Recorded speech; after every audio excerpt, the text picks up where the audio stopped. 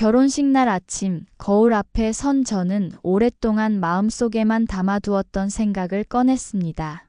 저는 제 결혼식에 가족을 초대하지 않았어요. 정확히 말하면 저를 가족이라 부르던 사람들을요. 드레스를 매만지던 손이 잠시 멈췄습니다. 하얀 천 위로 떨어진 눈물 한 방울, 그리고 숨 고르듯 길게 내쉬는 숨. 사람들은 물었어요. 어떻게 가족을, 아니 엄마와 동생들을 초대하지 않을 수 있냐고. 하지만 전 단 한 번도 그 사람들이 저를 가족처럼 대해준 적이 없었거든요. 웃고 인사하고 축복을 나누는 이 결혼식장 안에서 저는 자꾸만 몇 년 전 그날이 떠오릅니다. 입을 꾹 다문 채 먼 발치에서 다른 누군가의 결혼식을 바라보던 제 모습. 꽃을 들지도 못했고 드레스를 입지도 못했어요. 그날의 저는 단지 손에 고무장갑을 낀 채 청소는 다 했냐는 말에 고개만 끄덕이던 하녀일 뿐이었죠. 오늘 이 자리는 그래서 더 특별해요. 누구에게 보여주기 위함도 자랑하고 싶어서도 아니에요.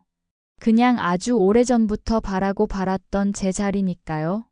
그리고 무엇보다 제 곁엔 그날의 저를 기억해주는 단 한 사람이 있으니까요.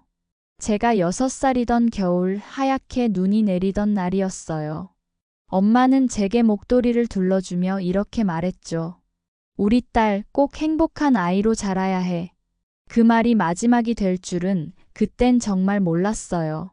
갑작스레 찾아온 병은 엄마를 순식간에 데려가 버렸어요. 작고 따뜻했던 손이 점점 차가워질 때 어린 저는 그저 엄마가 잠들었다고만 믿고 있었죠. 하지만 병실 밖에서 조용히 울던 아빠의 어깨를 본 순간 어린 마음에도 무언가 돌이킬 수 없다는 걸 느꼈어요. 그날 이후 집안은 늘 조용했어요. 밥을 먹을 때도 잠을 잘 때도 웃음소리는 사라졌고 아빠는 마치 껍데기처럼 하루하루를 버티듯 살아갔죠. 저도 그저 그런 아빠의 그림자가 되어 조용히 지냈어요. 시간이 꽤 지나서였어요. 아빠가 어느 날 조심스럽게 한 여자를 제게 소개했어요. 유나야, 이분은 아빠가 요즘 많이 의지하는 분이야. 그녀는 정갈한 차림에 부드러운 말투를 가진 사람이었어요. 저를 보며 살갑게 웃었고 제 머리를 쓰다듬으며 말했죠. 앞으로는 제가 엄마처럼 잘 챙겨줄게요. 처음엔 정말 고마웠어요. 잊혀졌던 웃음소리가 조금씩 돌아오는 것 같았고 아빠도 예전보다 한결 밝아졌거든요. 그녀에게는 두 딸이 있었고 저보다 2살, 4살 어린 아이들이었죠. 셋이 함께 학교를 가고 저녁엔 도란도란 모여 앉아 TV를 보며 웃는 날들도 분명 있었어요. 그런데 그 행복은 생각보다 오래가지 않았어요. 아빠가 갑작스레 사고로 세상을 떠났을 때 그녀는, 그러니까 제 계모는 완전히 다른 사람이 되어버렸어요. 장례식이 끝나고 사람들의 발길이 끊긴 집 안에서 계모는 저를 바라보며 무표정하게 말했어요. 이제부터는 네가 조금 더 성숙해져야겠지. 그 말은 이제부터 내 인생은 내 손에 달려 있다는 뜻이었어요. 그날 이후 제 삶은 바뀌었어요. 작은 방 하나가 제 전부가 되었고 제 물건은 하나둘씩 없어지기 시작했죠. 어느 날은 새 옷이 의붓잠에 손에 들려 있었고 또 어느 날은 제가 쓰던 책상이 거실로 옮겨졌어요. 제 자리는 점점 작아졌고 저는 그 안에서 점점 작아지는 사람이 되어갔어요. 아침이면 가장 먼저 일어나 가족들 식사를 준비하고 등교 전엔 빨래를 널고 청소기를 돌려야 했어요. 학교가 끝난 뒤에도 제 할 일은 끝나지 않았죠. 의붓자매들이 벗어놓은 옷을 정리하고 부엌에 쌓인 그릇을 씻으며 하루를 마무리했어요. 유나, 이거 네가 입던 거지? 언니들 좀 입게 다림질 해놔. 빨래는 말리지 말고 바짝 말려야 해. 냄새 나면 내 탓이야. 넌 공부보다 집안일을 더 잘하는 게 나을 거야, 알아? 그런 말들이 제 일상이었어요. 처음엔 울기도 했고 아빠 사진 앞에서 혼잣말도 많이 했어요. 아빠, 왜 나만 두고 갔어요? 하지만 돌아오는 건 차가운 방바닥의 온기뿐이었죠. 그때부터 저는 점점 말수가 줄었고 웃는 일도 줄었어요. 학교에선 조용한 아이, 존재감 없는 아이가 되었고 친구도 하나둘 멀어졌어요. 엄마가 물려준 낡은 구두 한 켤레를 꿰매 신고 다니며 남들에겐 숨기고 싶은 제 삶을 그냥 견디고만 있었어요. 가끔은 도망치고 싶었어요. 하지만 어디로 가야 할지, 누구에게 가야 할지 몰랐죠. 밖은 차가웠고 안은 더 차가웠기에 저는 그저 그 자리에서 얼어붙은 채 살아내고 있었어요. 가족이라는 이름 아래 제 존재는 지워졌어요. 밥을 해도, 집을 치워도, 생일이 되어도 수고했어 한마디, 축하해 한마디 들을 수 없었죠. 오히려 잘못된 일이 생기면 그 탓은 늘 제 몫이었고 의붓자매들은 그런 저를 하녀라 부르며 비웃었어요. 그때 느꼈어요. 이 집은 더 이상 제가 있을 곳이 아니구나. 하지만 그 집을 나서기엔 저는 너무 어렸고 갈 곳도 기대할 사람도 없는 현실 속에서 그저 무너지는 하루하루를 버텨내고 있었죠. 그리고 그런 어느 날 제가 처음으로 따뜻한 말을 들은 사람이 있었어요. 그 사람이 제 인생을 조금씩 바꿔놓기 시작했어요. 그날은 유난히 속이 더부룩하고 머리가 아픈 날이었어요. 아침부터 의붓자매들의 화장대 정리를 다 하고 계모가 시킨 장까지 봐오느라 점심도 거른 채 하루를 버티고 있었거든요. 몸이 버티질 못해 잠깐이라도 쉴 수 있으면 좋겠다는 생각이 간절했죠. 하지만 그럴 틈은 없었어요. 유나야, 마트에서 이거 빠뜨렸네. 다시 다녀와. 계모의 말투는 늘 차분했지만 그 안엔 당연하다는 냉정함이 묻어 있었어요. 저는 고개를 끄덕이며 다시 두꺼운 코트를 걸치고 집을 나섰어요. 그날따라 바람이 차가웠는데 마음은 그보다 더 얼어붙어 있었어요. 장을 다 보고 돌아오는 길, 무심코 들른 동네 카페 한 구석에 앉았어요. 따뜻한 음료 하나 마시는 것조차 사치처럼 느껴졌지만 그래도 그 순간만큼은 제 자신이 조금은 인간 같아지는 기분이었거든요. 그리고 그곳에서 처음 그 사람을 봤어요. 창가 자리에 앉아 책을 읽고 있던 남자는 처음엔 그냥 평범해 보였어요. 하지만 눈빛이 이상하게 따뜻했어요. 누군가를 오랫동안 기다리는 사람 같기도 했고 어딘가 슬픔을 안고 있는 사람 같기도 했죠. 제가 마신 컵을 반납하며 나가려는 순간 그 사람이 조용히 말을 걸었어요. 여기 자주 오시죠? 지난번에도 뵀던 것 같아서요. 저는 놀라 뒤돌아봤지만 기억이 나지 않았어요. 아니에요. 자주는 아니에요. 제 목소리는 긴장으로 떨렸고 괜히 들킬까 봐 눈도 제대로 마주치지 못했어요. 그는 웃으며 다시 말했어요. 괜찮아요. 그냥 인사드리고 싶었어요. 여기 커피 맛있죠? 당황한 저는 고개만 끄덕였고 그날은 그렇게 지나갔어요. 하지만 이상하게도 그 짧은 대화가 그날 내내 마음을 따뜻하게 했어요. 그 후로 며칠 뒤 우연처럼 다시 그를 마주쳤고 이번엔 그가 먼저 저에게 음료를 건넸어요. 지난번에 너무 급히 가셨잖아요. 이건 제 사과 겸 인사. 저는 잠시 망설이다 받아들였고 그 순간부터 우리는 조금씩 말문을 트기 시작했어요. 그는 참 따뜻한 사람이었어요. 이름은 재현. 어디 사는지 무슨 일을 하는지는 몰랐지만 그저 그의 말투와 눈빛, 조용한 배려 하나하나가 그동안 제가 받지 못했던 사람 대접처럼 느껴졌어요. 그는 제게 자주 물었어요. 요즘은 뭐 하면서 지내요? 꿈 같은 거 있어요? 힘든 일 있으면 얘기해도 돼요. 괜찮아요. 하지만 저는 단 한 번도 제 현실을 말하지 못했어요.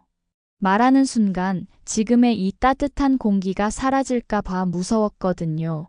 하녀처럼 살아가는 제 모습을 그가 알게 된다면 지금의 웃음도 이 잔잔한 시간도 사라질 것 같았어요. 그와 대화를 나누던 날들 저는 조금씩 달라졌어요.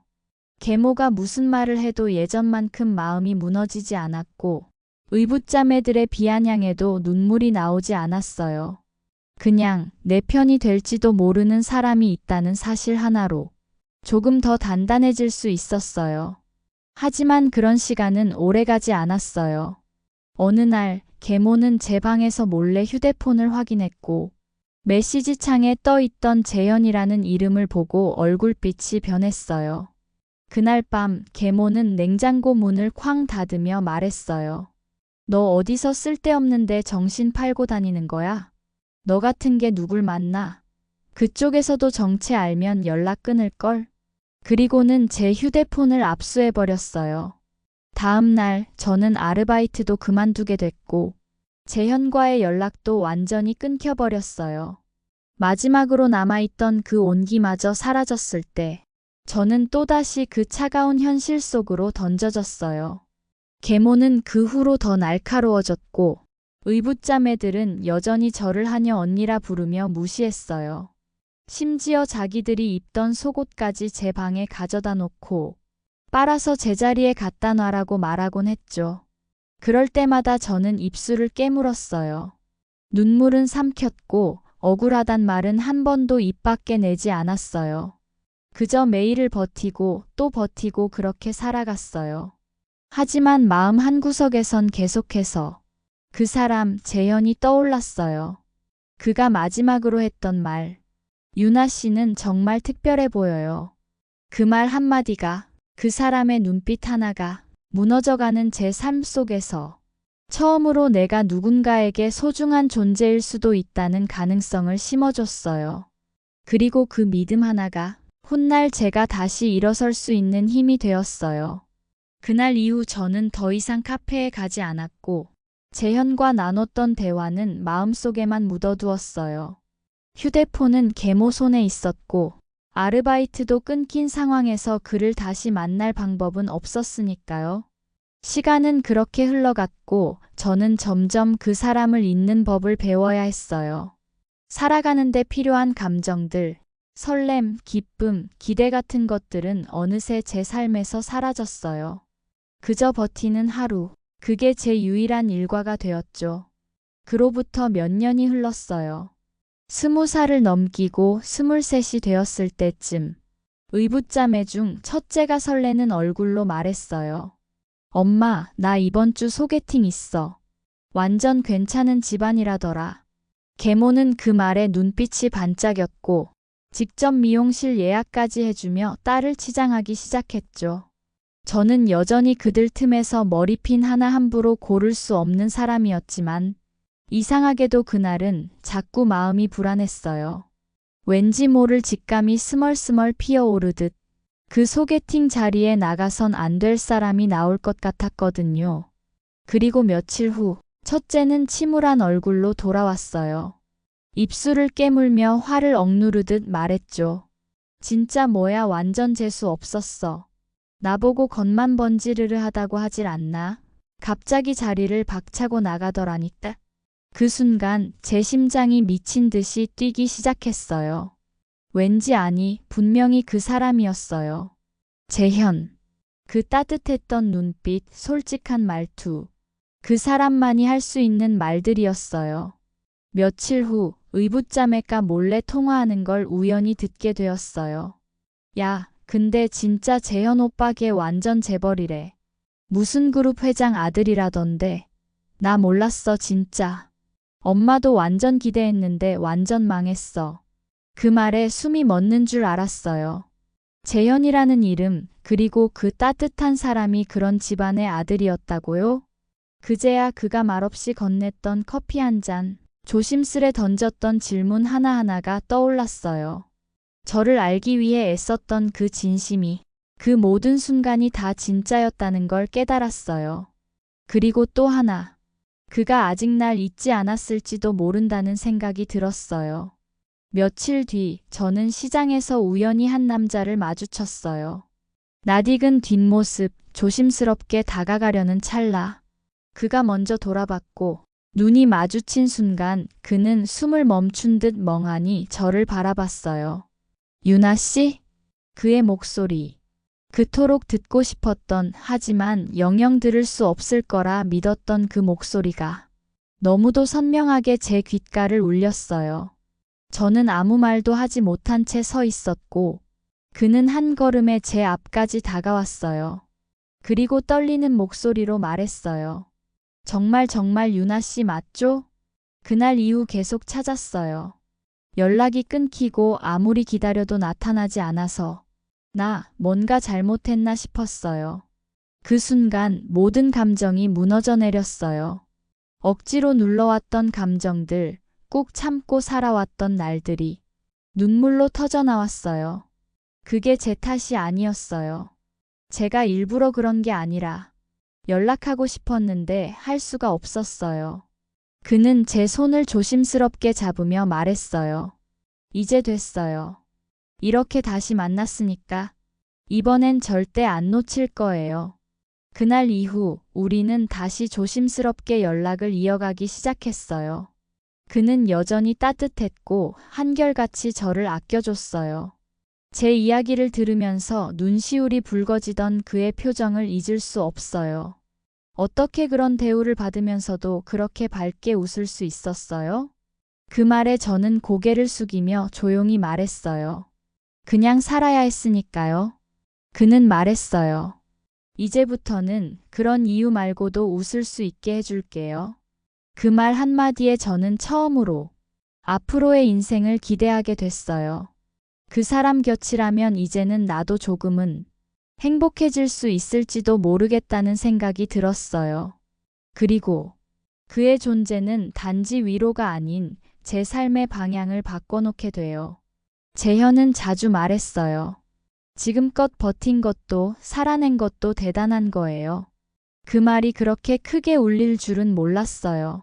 그동안 아무도 해주지 않았던 말, 그 누구도 알아주지 않았던 저의 싸움을 그는 당연한 듯 인정해줬어요.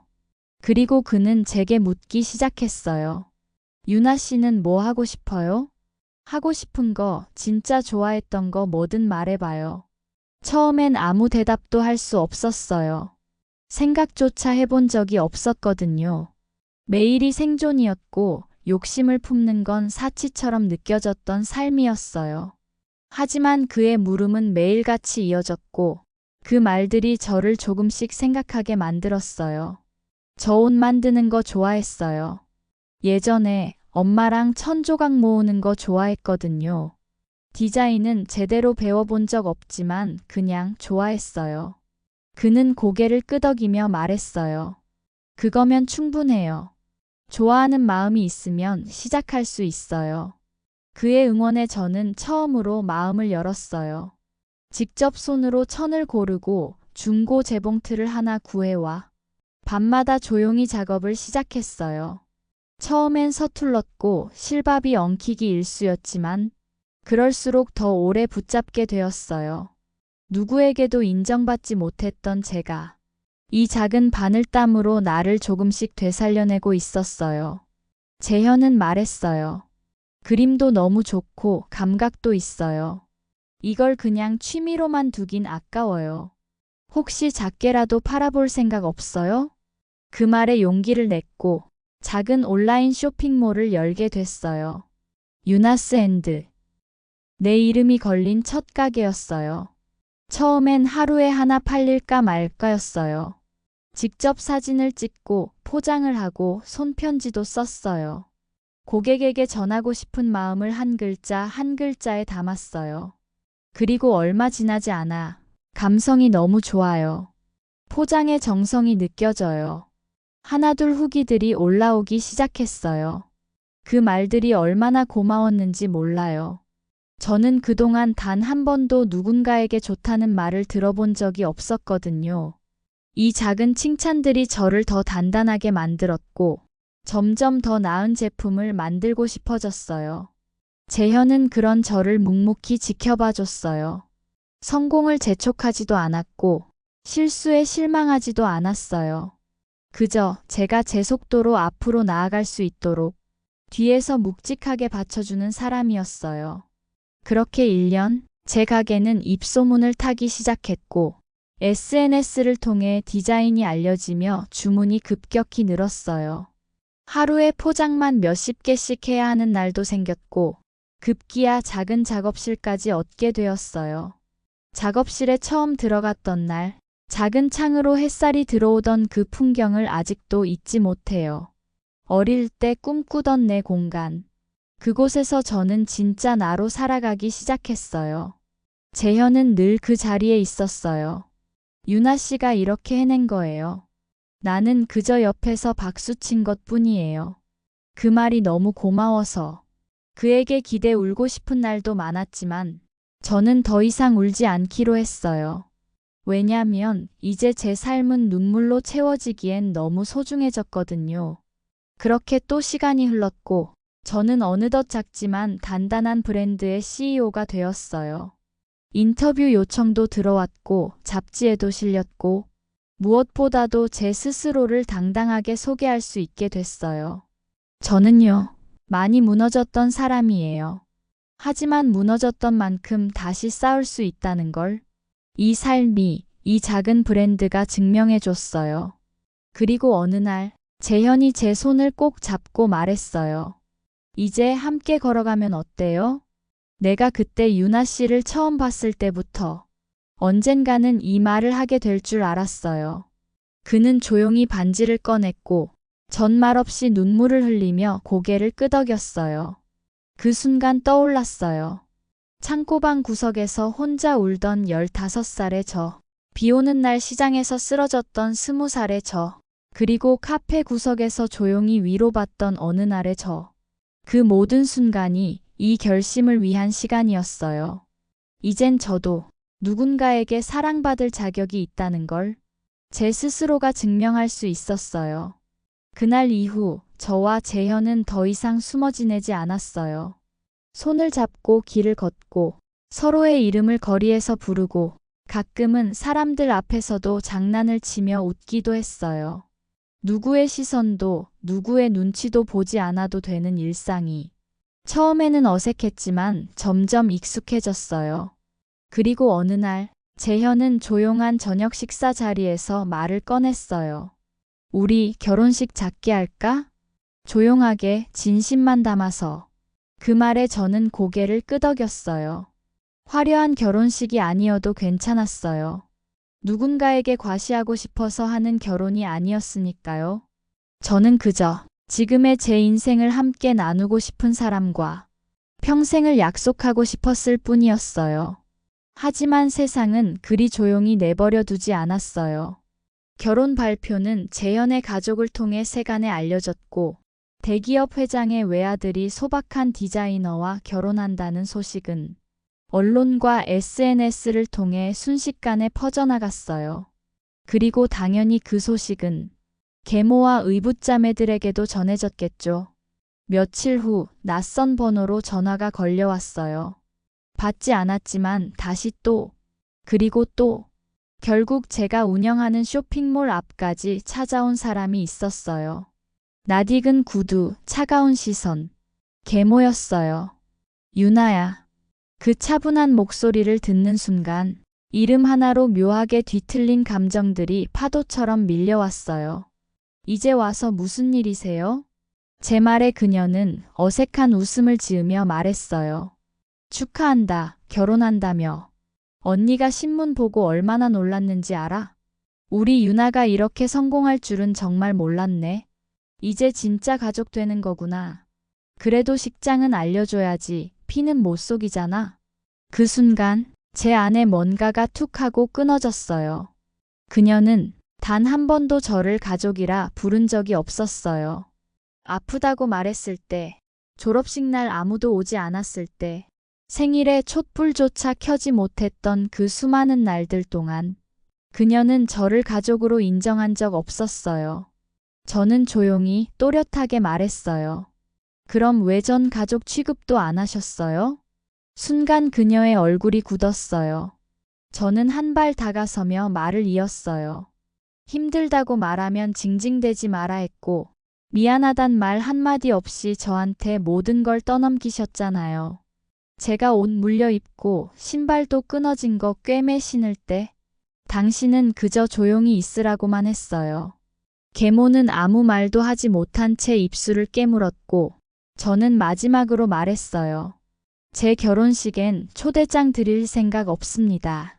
가족은 저를 진심으로 사랑해준 사람만 올 자격이 있어요. 그 말에 그녀는 당황한 듯 손을 내저었어요. 너무 그러지 마, 유나야. 이젠 우리도 하나의 가족인데. 이제 와서요? 제 눈빛은 흔들림이 없었어요. 제가 외롭고 바닥일 때는 모른 척하다가 이제 잘 되니까 가족이라고요? 그때 전 누구한테도 필요 없는 사람이었어요. 그리고 그게 얼마나 외로운 말인지 아세요? 그녀는 아무 말도 하지 못했고 저는 조용히 뒤돌아 매장을 들어갔어요. 그리고 며칠 뒤 의붓자매들에게도 비슷한 연락이 왔어요. 언니, 식장 어디야? 우리도 가야지. 언니도 이젠 우리 덕분에 잘 된 거잖아. 그 말에 저는 피식 웃었어요. 그때 넌 날 뭐라 불렀지? 하녀 언니였나? 그 말 아직도 생생하게 기억나. 이제 와서 자매라고. 그땐 가족이라고 생각하지도 않았잖아. 전화기 너머로 들리던 비웃음 섞인 목소리들이 이제는 아무렇지 않았어요. 상처로 남지 않았고 그저 과거일 뿐이었어요. 그렇게 저는 제 인생에서 불필요한 사람들을 하나씩 지워냈어요. 이제 저를 아껴주고 저를 사랑해주고 제가 그 곁에 있고 싶은 사람들과만 제 삶을 함께하기로 했어요. 결혼식은 작지만 따뜻했어요. 재현의 손을 잡고 걸어 들어가는 순간 저는 엄마의 구두를 꺼내 신었어요. 낡았지만 반짝이던 그 구두. 어릴 적 엄마가 언젠가 이걸 신고 가장 예쁜 날을 맞이하렴 했던 그 말. 드디어 그 약속을 지키게 되었어요. 그리고 입장하는 그 순간 멀리서 누군가 식장 밖에서 바라보고 있는 시선을 느꼈어요. 계모와 의붓자매였어요. 초대받지 못한 자리에서 그들은 입을 다문 채 저와 재현이 손을 꼭 잡고 입장하는 모습을 보고 있었어요. 저는 끝내 그들에게 돌아보지 않았어요.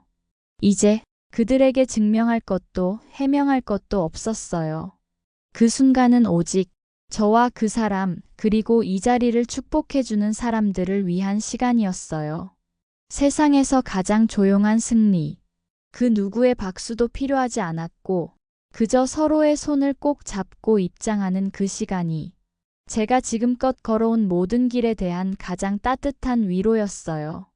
예식장 안은 따사로운 빛으로 가득했어요. 하얀 천이 나부끼고 잔잔한 피아노 선율이 흐르며 하객들의 눈빛은 모두 따뜻했어요. 그 안에서 저는 그동안 한 번도 받아보지 못한 축하라는 감정을 온몸으로 마주했어요. 엄마의 구두는 한 걸음 한 걸음 내디딜 때마다 마치 제 존재를 세상에 증명하는 소리처럼 울렸어요. 사각, 사각. 이제는 그 어떤 굽소리도 부끄럽지 않았고 그 어떤 시선도 두렵지 않았어요. 재현의 손을 꼭 잡은 채 천천히 걸어가며 눈을 감았어요. 그리고 제 안에서 조용히 속삭였어요. 엄마, 나 이제 괜찮아. 이제야 진짜 나로 살아가는 기분이 들어. 오래 기다리게 해서 미안해요. 그래도 엄마가 주고 간 이 구두, 오늘 이렇게 멋지게 신고 있어요. 입장하던 제게 많은 사람들이 박수를 쳐주었고 그 안에는 재현의 부모님도 계셨어요. 그들은 처음부터 저를 따뜻하게 맞아주었고 제가 누구였는지를 묻기보다 제가 어떤 사람인지를 알아가려고 해줬어요. 그 자리에서 저는 처음으로 가족이라는 단어를 무겁지 않게 받아들일 수 있었어요. 누군가를 의지해도 되는 사람이라고 믿게 된 건 아마 제 인생에서 처음이자 마지막일지도 몰라요. 예식이 끝난 뒤 재현과 조용히 식장 뒷마당을 걸었어요. 햇살은 부드러웠고 가을 바람은 살짝 옷깃을 스쳤어요. 유나야. 그가 제 이름을 불렀고 저는 고개를 돌려 그를 바라봤어요. 이젠 네가 가고 싶은 길로만 걸어. 더는 아무한테도 끌려다니지 말고. 넌 그럴 자격 충분히 있는 사람이야. 그 말을 듣는 순간 왈칵 눈물이 쏟아질 뻔했어요. 하지만 저는 웃었어요. 울지 않았어요. 이제는 울음이 아니라 진짜 기쁨으로 이 순간을 기억하고 싶었거든요.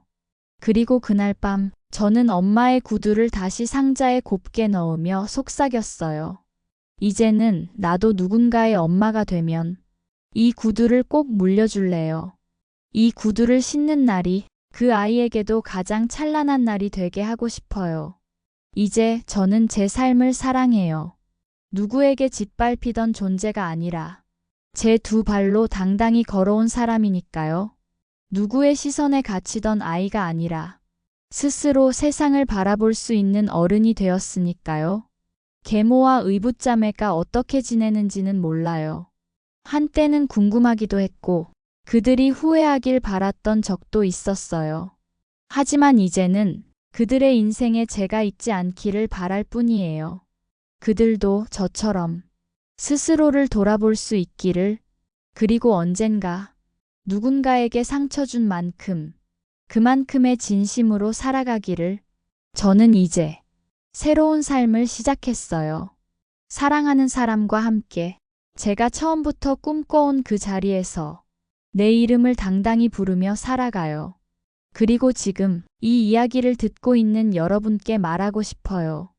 혹시 지금 어두운 방 안에 혼자 있는 것처럼 느껴지는 분이 있다면, 혹시 누구에게도 환영받지 못한다고 느껴지는 분이 있다면, 저처럼 그 감정을 잠시 품고 있어 주세요.